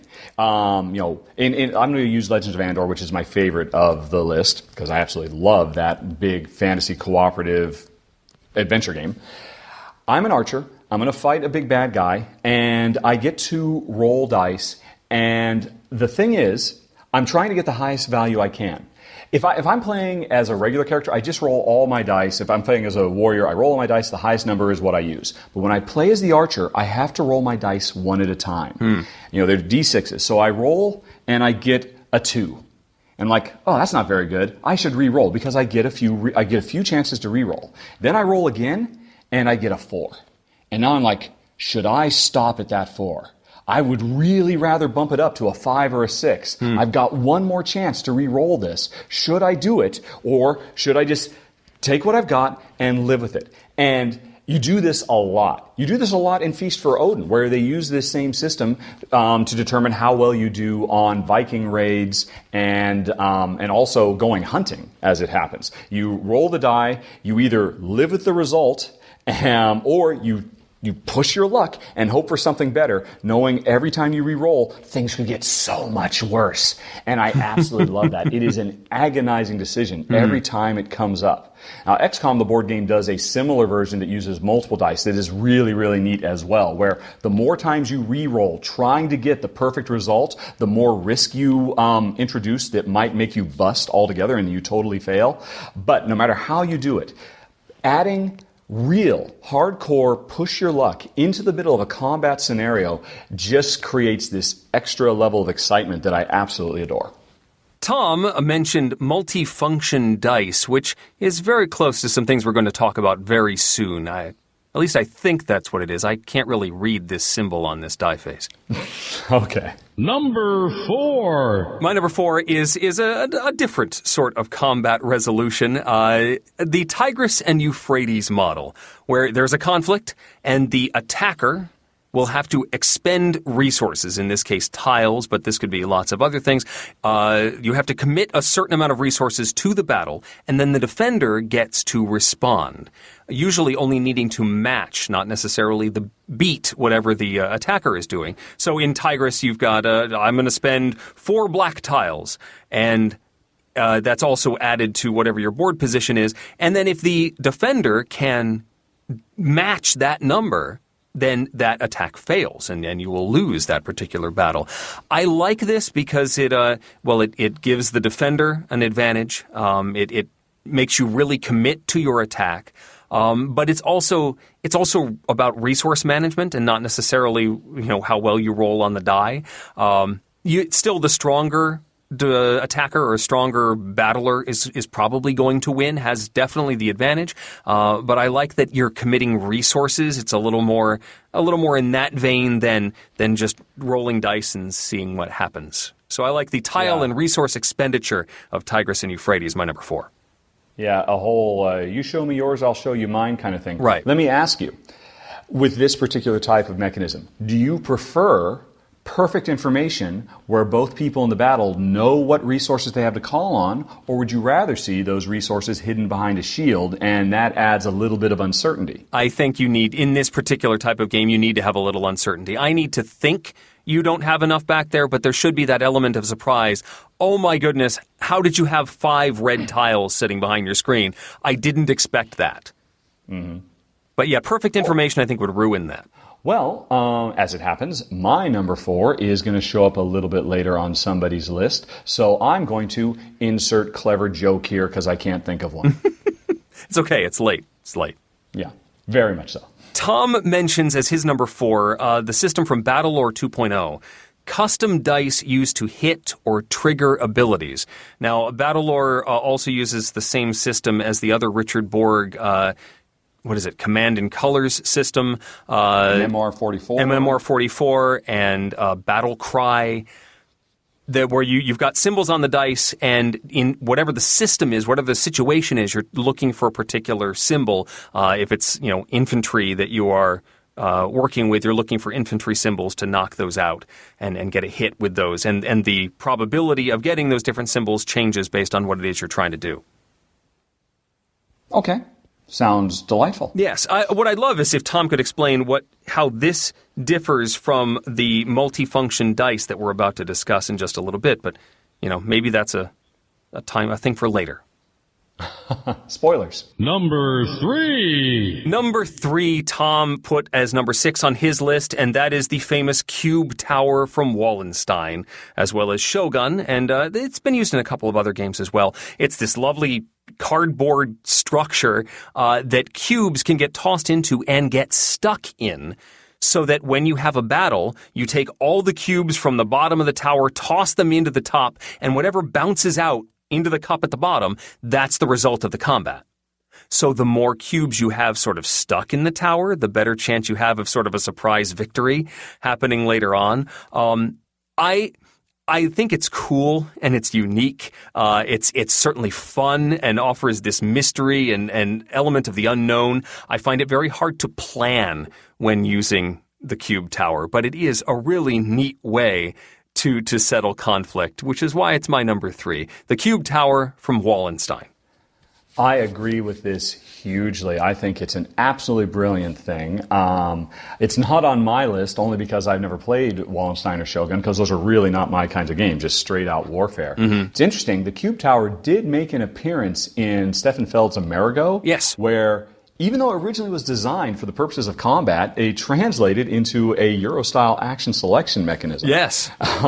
But what's even cooler to me is, for folks who might not know, this year, from publisher 8 Games and designer Kevin Wilson, a game is going to be coming out called the Stygian Society, which is a cooperative dungeon crawl that brings back the Dice Tower for the purposes of resolving combat. Because in the Stygian Society, you are actually trying to climb that tower as you're throwing those cubes in to resolve combat and see how well you beat the various fantasy monsters while working together. I'm super duper stoked for that. I imagine the Stygian Society will probably put the Cube Tower on my top 10 list as well. And in the meantime, my number 3 is dice placement. Now, this is another example of trying to do something with dice other than just roll and see whether you succeeded or not. In games like Claustrophobia or Assault on Doomrock, both of which are fantasy, tactical, skirmish combat games, both cooperative, at the beginning of a round, you have a collection of just regular D6s, and you roll these, and you use them in a way similar to a dice worker placement game, like Alien Frontiers, or Kingsburg, or Marco Polo.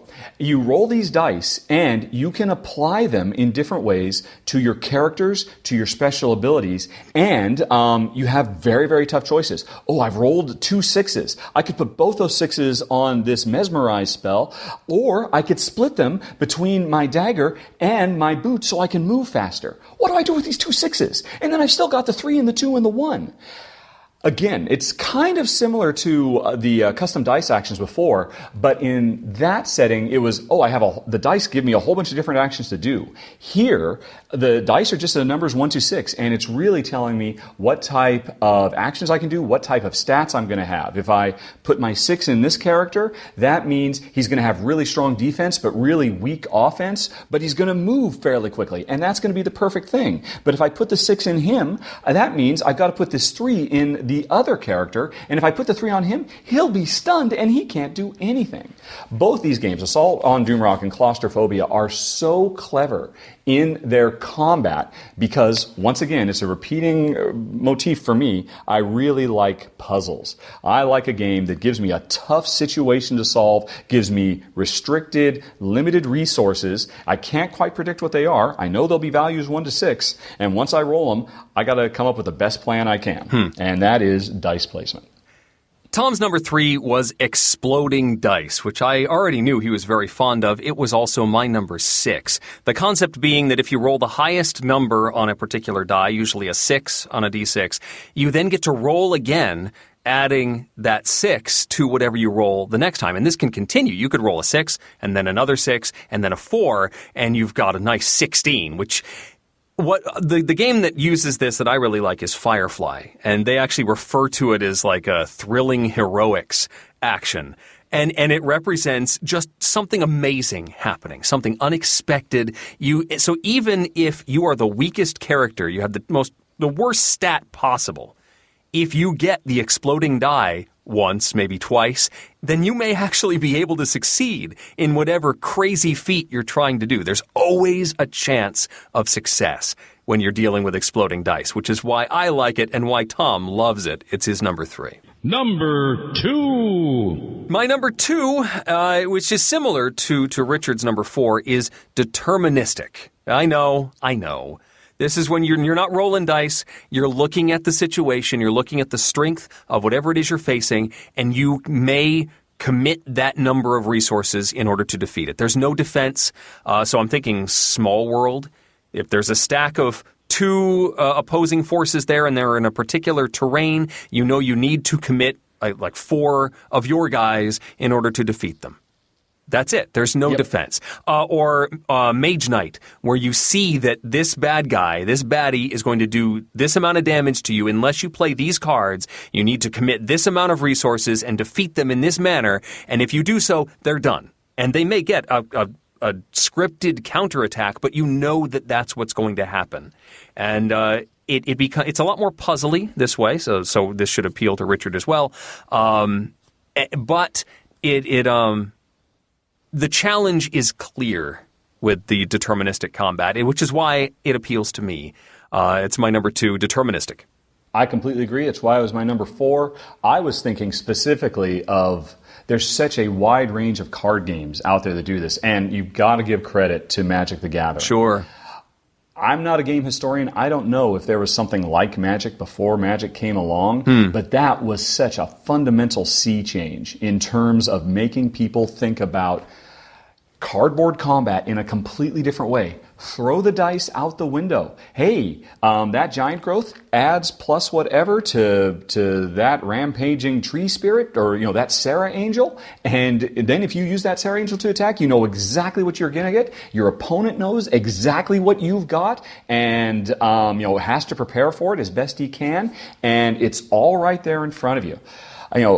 These days, games like Aeon's End, a really fantastic cooperative fantasy game, or Lord of the Rings, the card game, there are so many of them out there. Someday I'm going to do a top 10 fantasy cooperative card games, but all of them owe so much to the granddaddy, the masterpiece of modern game design, Magic the Gathering, that really made me aware of just how amazing deterministic play can be. And I was so excited about that, it was like it was my subject. I should move on to my number 2, shouldn't I? Which is real-time dice. I'm thinking of 2 games particularly here, Escape from Zombie City and even more so, Project Elite, which is such an amazing game. And if Tom were here, he would drop all kinds of hints about, the potential future of Project Elite, as I know he's done. I'm not going to do any of that. I'm just going to talk about how great the game is, because these are both games where you're working cooperatively with other teammates to face off against hordes of bad guys. Whether they're zombies or space aliens is almost immaterial, because you're working under intense time pressure. There's a timer, you run it on your phone, you use an egg timer, you only have so much time, and you are rolling dice as fast as possible. These dice are custom, kind of like what I talked about earlier, the custom dice actions, except here, there's no puzzle. There's no trying to figure, I roll, and now let me carefully consider how I'm going to use all these dice to solve the problem. No, you roll, and if you don't get what you like, you roll again, and then you roll some more. This is as close to getting that frenetic action sense of a video game in cardboard tabletop form. Just that sheer panic of, I'm rolling to try to get the shoot. I need shoot. Project Elite is particularly brilliant because it has a wide range of guns, and the guns all work differently. If you want to use just a pistol, all you need to do is just roll a single shot and boom, you just get to fire and you can do it over and over again. If you've got a sniper rifle though, not only do you have to roll the fire ability, but you have to roll the interact, because that represents you slowly taking aim. And so you might be rolling, and you've got the hit, you're ready to fire the thing, but you can't roll the aim. And that represents you on the battlefield desperately trying to aim amongst all the maelstrom of action that's going on. And again, it just transports you there. I mean, I'm sweating just thinking about playing these games. I get so wrapped up in them in the same way I do in a really, really great first-person shooter or something like that on my PlayStation. Absolutely love them. And even though, when it boils right down to it, this is roll to resolve, which I said earlier I'm not particularly fond of. Hey, when I get to roll as fast as humanly possible, if I'm rolling, 10 times every second, I'm having a great time. I'm having a blast, and that's why I love real-time dice rolling. Nice. So Tom's number 2, he was referring to customizable decks, specifically those used in Gloomhaven. I have ordered Gloomhaven. I have not had a chance to play it yet, but I'm salivating just hearing about this game. Richard, have you played it? I have played this game so much. Oh, man. It's probably my number one thing I'm bummed about Tom not being here, because I just would have happily talked to him for an hour about Gloomhaven and what he's done and what I've done. But I'll just cut to the chase and talk about what he means by customizable decks.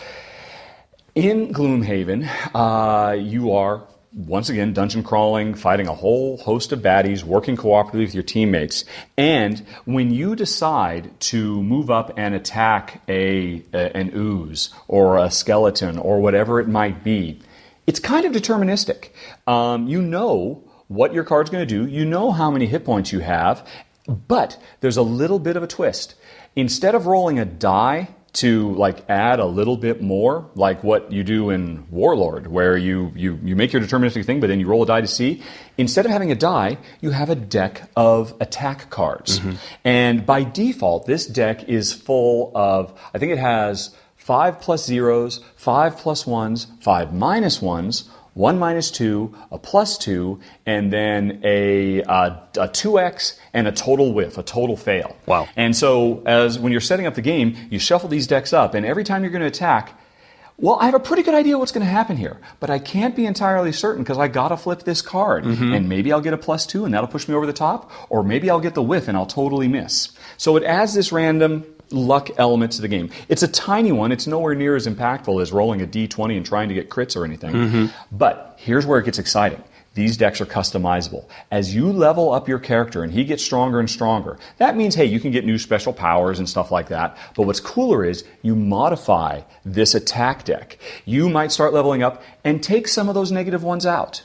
Or turn that negative 2 into a 0. Nice. Or add a plus 1 that will also stun. Or add a plus 1 that will confuse the enemy and has an arrow so that if you ever draw that, you muddle the enemy, and then you get to draw another card. So over the course of the game, you have the standard leveling up, but you also level up what is the equivalent of a die.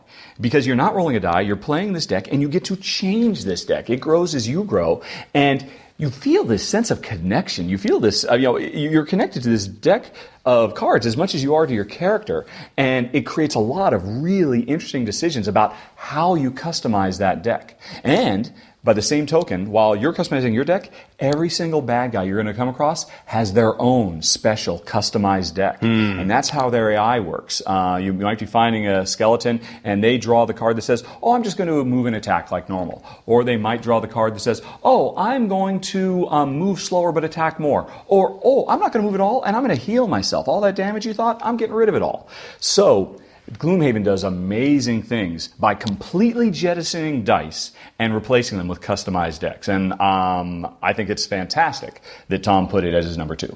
And finally, number 1. My number 1 is, we've alluded to it a couple of times. It's symbol dice, which I'm thinking of for Mice and Mystics or Descent, Imperial Assault, where you are trying, say you're doing a melee attack, you're looking for swords, and the dice have a certain number of sword symbols on them. But if you're shooting with a distance weapon, then you're looking for bows and arrows on the dice, and those are in a different probability. Or you're looking for stars, or you're looking for other symbols, and all of these different effects are coded to whatever probability makes them more or less likely on a particular die.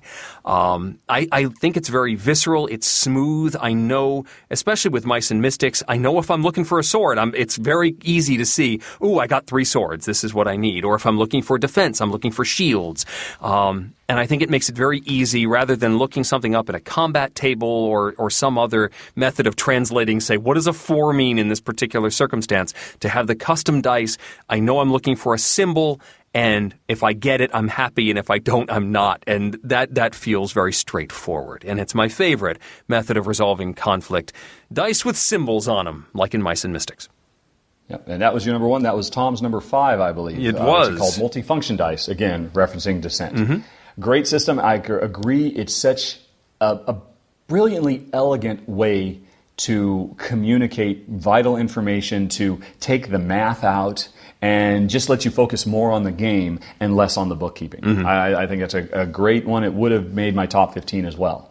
But my number 1, it's interesting, I'm also going to reference Gloomhaven, but for a completely different thing. I'm talking about multi-use cards.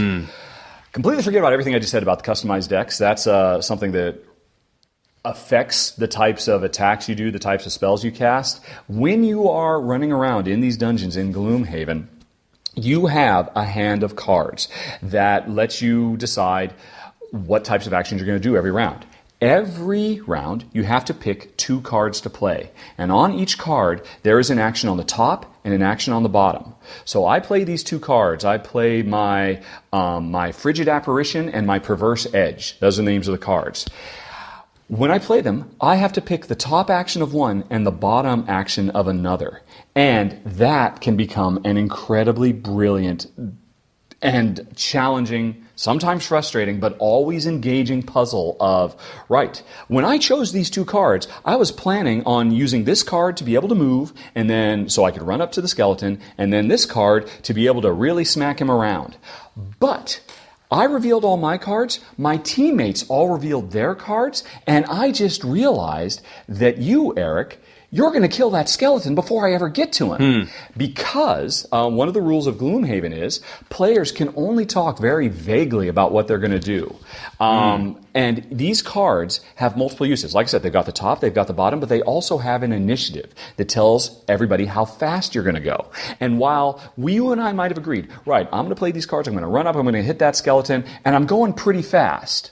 But I can't tell you how fast. I can't tell you my initiative is a 22. And then you, Eric, say, oh, you're going pretty fast? That's okay. I'm going a little bit slower. I'll play these 2 cards. But then it turns out you were faster than me, and you ended up killing the skeleton. And now the situation has changed, and I've got to go back and decide, am I going to use these cards the way I originally did? They're multi-use cards. They have all these different combinations of how I could use them. And I love it. I love it. I love it. Another example I can think of this is the new Arkham Horror Adventure Card Game. This is a game where you have a handful of cards, and you can put them to play. They represent assets like assistants and weapons and skills you've got. But each card has a little icon on it, which means In combat, I have to, there's a little bit of randomness. I might try to go for an attack, but I'm afraid I'm not going to make it. I can sacrifice those cards out of my hand to buff up whatever skill I'm trying to do, whether it's an attack or an evade or something like that. But if I sacrifice those cards to do that, I can't use them for their stated goal of putting them into play to give me assets and helpers and weapons and stuff. Yeah. So that's another brilliant gameplay design example of having a handful of cards. And yeah, even though I've got 5 cards in my hand, I've got 15, 20, 25 things I can do with these, depending on how I'm going to combine them in different ways. It's a brilliant puzzle. It's my absolute favorite way to resolve combat multi-use cards.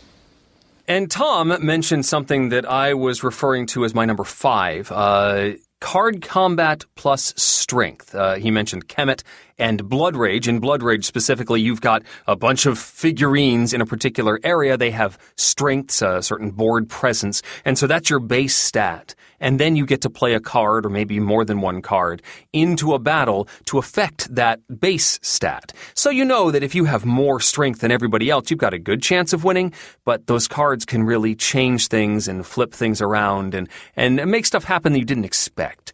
So it's the area control, but it's not so deterministic because there's always that element of surprise with the card play.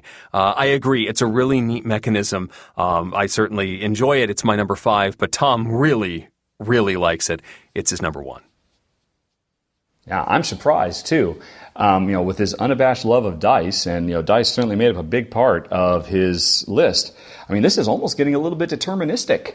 And it made his number 1, and he's right to do it. It's a great way to really get players engaged and involved and trying to double think and outsmart each other. It works really nicely. So that's our top 10s. Let's turn to the people's choice. At number 10, Star Wars Rebellion. Now, this one, I don't know how this combat differs from other systems. Do you, Richard? It's basically Descent in the Star Wars universe. Scythe came in at number 9. Arcadia Quest, which was the custom dice that Tom mentioned, was number 8. Small World and Exploding Dice, yes. Small World was number 7, deterministic combat that I mentioned.